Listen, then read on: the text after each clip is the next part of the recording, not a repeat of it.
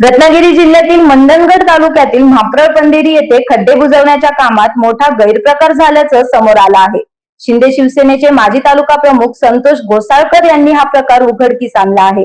म्हाप्रळ पंधेरी येथे रस्त्यावरील खड्डे बुजवण्याचे काम सुरू असताना नियमांचे उल्लंघन होत असल्याचे निदर्शनास आले। खड्डे बुजवताना डांबराचा वापरच करण्यात येत नसल्याचा आरोप करण्यात आला आहे।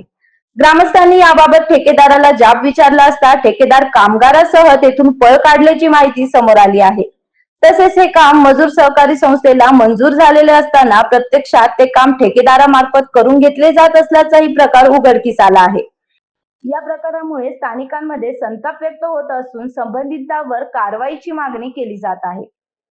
संतोष पांडुरंग घोसाळकर, राहणार घोसाळे, तालुका मंडणगड। आज या ठिकाणी हे पत्रकार सोबत आलेले असताना या म्हाप्रळ पंधेरी रस्त्याला डांबरीकरणाचं मजूर सहकारी संस्थेमार्फत काम सुरू आहे, परंतु मजूर सहकारी संस्थेचे एकही मजूर या कामावर नाही आहेत। अन्य कोण खाजगी ठेकेदार परराज्यातील कामगार या कामावर काम करत आहेत आणि ते काम एवढं निकृष्ट दर्जाचं आहे की पायाने किंवा हाताने खडी निघेल आणि ऑइल मिश्रित डांबर मारत आहेत आणि हे एवढं निकृष्ट दर्जाचं काम या शाखा अभियंत्यांना, कार्यकारी अभियंत्यांना, उप अभियंत्यांना, अधीक्षक अभियंत्यांना यांच्या त्यांना लेखी पत्र देऊन सुद्धा त्यांनी कानाडोळा केलेला आहे आणि मार्च एंडला ही देखभाल दुरुस्तीची कामामध्ये एवढा हजारो कोटीचा या ठिकाणी भ्रष्टाचार होत आहे। आणि त्या ठिकाणी मी बांधकाम मंत्री यांना, सार्वजनिक बांधकाम मंत्री शिवेंद्रराजे भोसले साहेब यांनाही पत्र दिलेलं आहे। अन्य खात्यातील सचिवांना,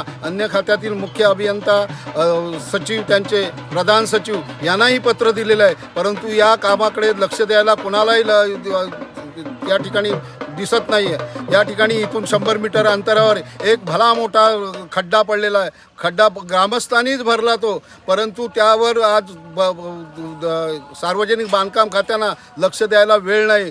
रस्त्याच्या कडेला जी झाडी आहे त्या झाडी आज एखादी गाडी, सिंगल गाडी जाण्यापुरती रस्ता आहे आणि अशा रस्त्यावर 82 हजारो कोटीचा कामं काढत आहे।